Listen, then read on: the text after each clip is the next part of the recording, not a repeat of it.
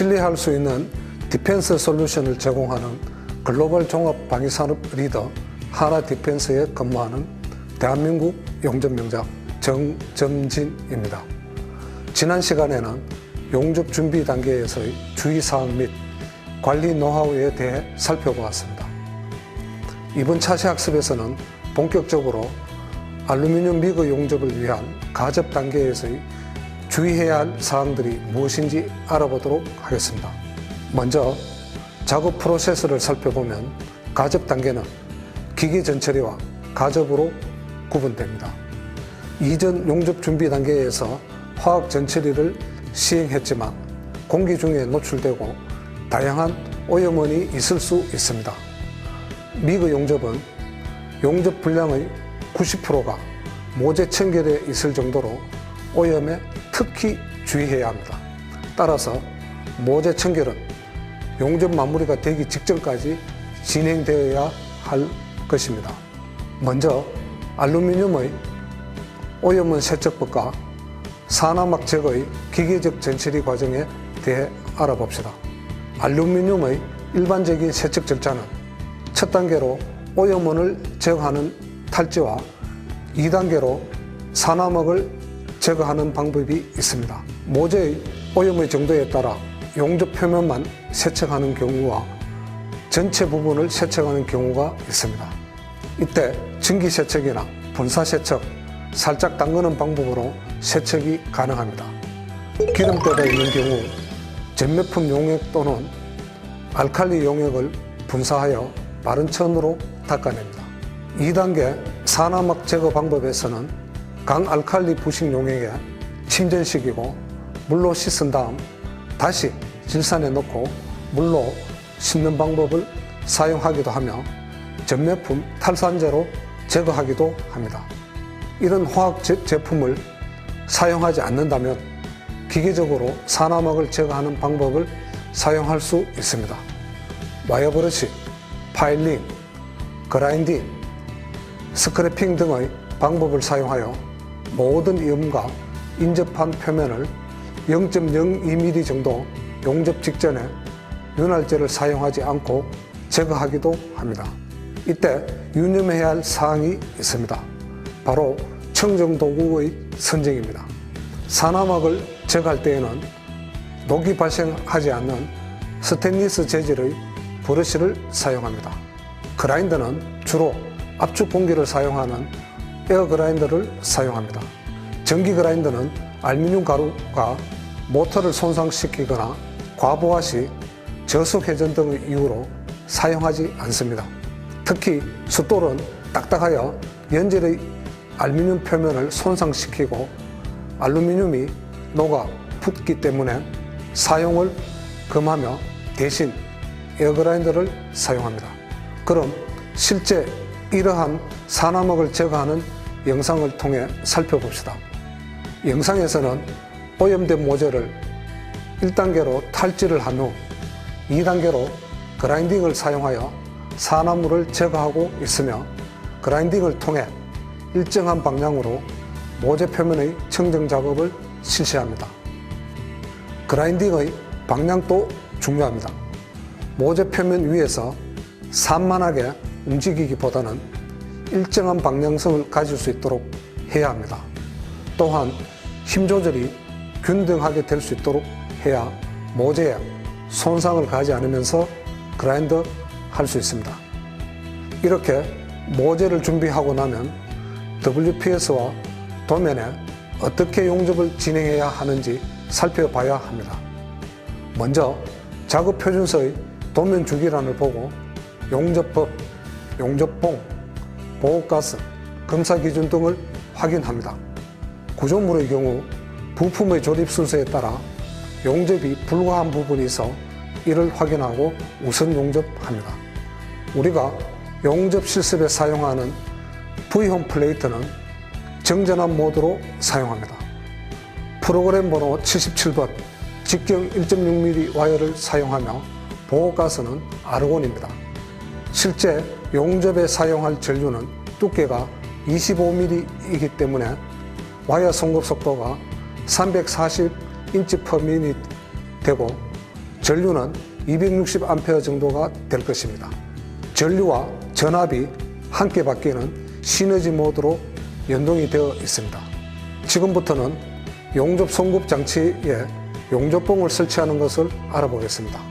송급 장치는 와이어를 고정하는 고정 장치와 교정 롤러, 송급 롤러, 그리고 용접 토치로 구성되어 있습니다. 와이어 리어를 잡아주는 장치는 브레이크가 장착되어 있습니다. 이 브레이크는 와이어 릴이 원심력에 의해 회전하는 부분을 잡아줍니다. 안에 있는 스프링으로 장력을 조절합니다.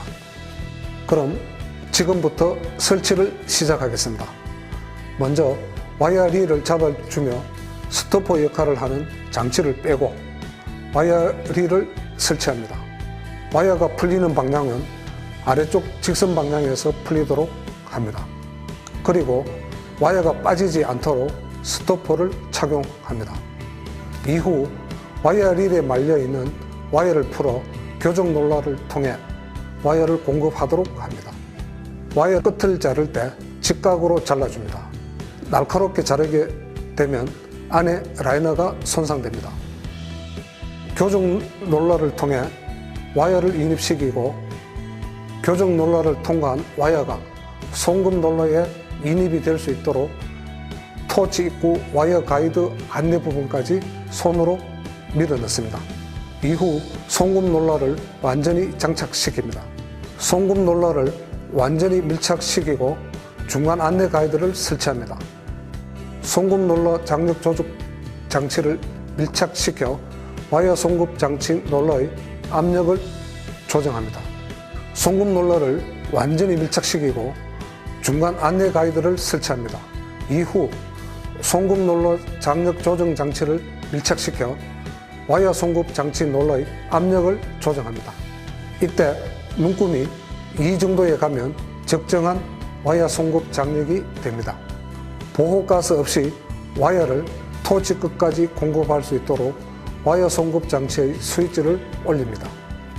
안에 있는 플라스틱 또는 라이너가 콘택트 팁에 들러붙지 않도록 적당한 간격이 있어야 합니다.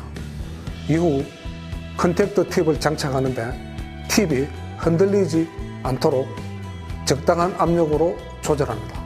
그리고 가스 튜브를 부착합니다. 이번에는 송급 장치의 패널에 대해 알아보겠습니다. 왼쪽 다이얼은 와이어 송급 속도를 조절하는 다이얼이며 이는 용접 전류를 설정하는 다이얼입니다. 마찬가지로 미국 용접에서는 와이어 송급 속도와 아크 전압이 설정되어야 실제 전류가 형성이 됩니다. 최근에 나오는 용접기는 종전과 달리 인공지능형으로 시너지 모드를 사용하기 때문에 왼쪽 다이얼 하나만 조절해도 오른쪽 전압이 자동으로 조절됩니다. 밑의 디지털 창에 표시되는 정보는 용접 재질, 보호가스, 와이어 직경 등에 따라서 모드를 선택할 수 있습니다.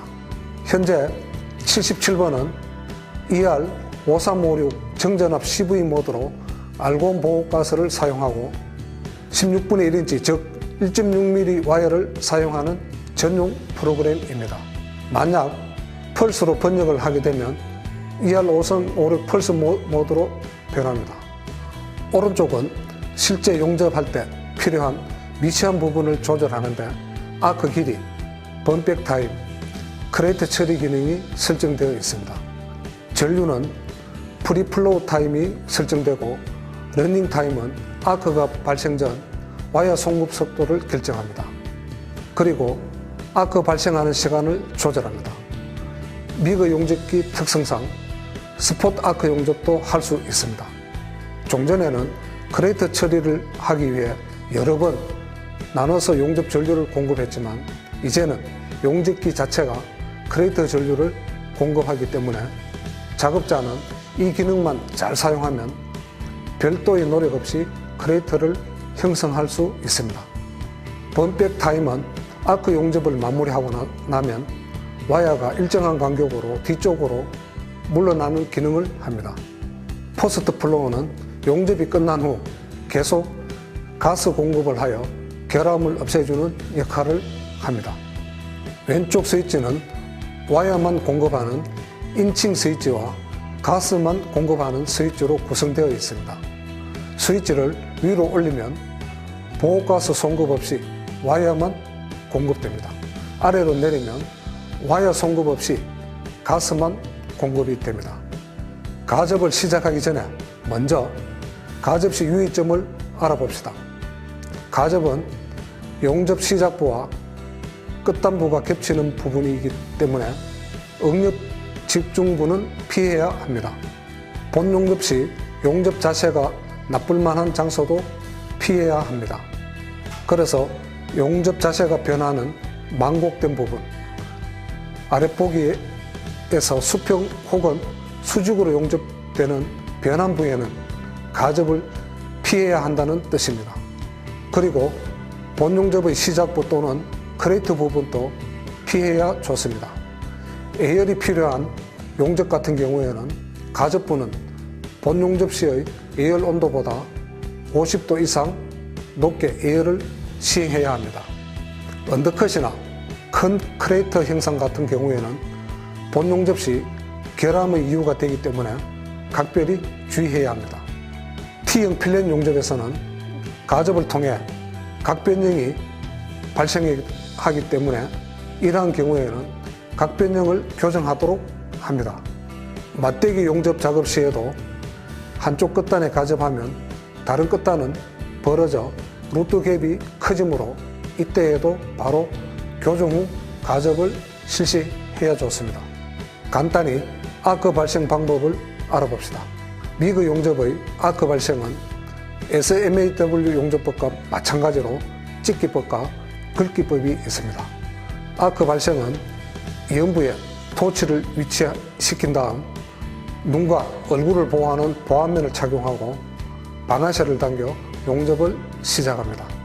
긁기법은 모재 위를 용접 와이어로 긁어 아크를 발생시키는 방법입니다. 찍기법은 용접 와이어 끝으로 모재 위를 살짝 찍어 아크를 발생시키는 방법입니다. 두 기법 모두 토치를 약 15mm 정도 모재에서 띄워준다고 생각하면 됩니다. 자, 이제 기법을 몇 가지 배웠으니 가접을 실시해 봅시다. 가접 실시 전에 먼저 시편을 준비합니다. 알루미늄은 소재의 특성상 가격이 비싸고 용접 비용이 많이 소요되기 때문에 V홈 맞대기 용접 연습을 합니다. 알루미늄 용접은 양 끝부분에 결함이 많이 발생합니다. 용접 시작 부분에서는 용입이 부족하거나 기공이 발생하게 되고 용접이 끝나는 부분에서는 크레이터가 만들어지면서 균열과 용입 부족 현상이 나타납니다. 그래서 용접 시작과 끝부분에 엔드탭을 부착해 줍니다. 엔드탭 부착을 할 때에는 보호장구를 착용한 뒤 왼손으로 엔드탭을 고정하고 오른손으로 용접을 시작합니다. 자, 그러면 한번 엔드탭을 붙인 모습을 자세히 보겠습니다. 엔드탭이 양쪽에 잘 부착되어 있는 것을 볼 수 있습니다. 현장 용접에서 필린 용접 다음으로 많은 게 맞대기 용접 부위입니다. 맞대기 용접부는 완전 용입을 하기 위해서 V홈 또는 X홈으로 만들고 있는데 가장 많이 사용하는 V홈 용접으로 가접하는 방법을 보겠습니다. V형 용접은 루트 간격이 가장 중요한데 루트 간격은 사용하는 용접봉 직경에 비례하여 간격을 유지하면 되겠습니다. 오늘 사용하는 용접봉은 1.6mm이기 때문에 1.6mm 정도를 띄워야 하나 모재의 두께가 두꺼워 통상적으로 2 내지 3mm 정도를 벌려서 가접을 합니다. 앞쪽에 루트 간격을 확인한 후 가접을 하고 나면 뒷부분 밀착을 하기 위해 뒷부분 가접을 하도록 하겠습니다.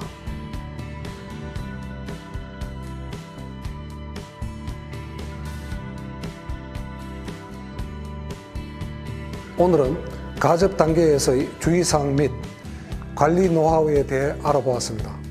가접은 기계 전처리, 가접 단계로 구분됩니다. 기계 전처리에서는 모재 청결을 하였으며 가접 단계에서는 엔드탭, 백플레이트 등 부착하는 방법 및 노하우를 알아보았습니다. 다음 차시에서는 본격적으로 용접에 대해 더 자세하게 알아보도록 하겠습니다. 감사합니다.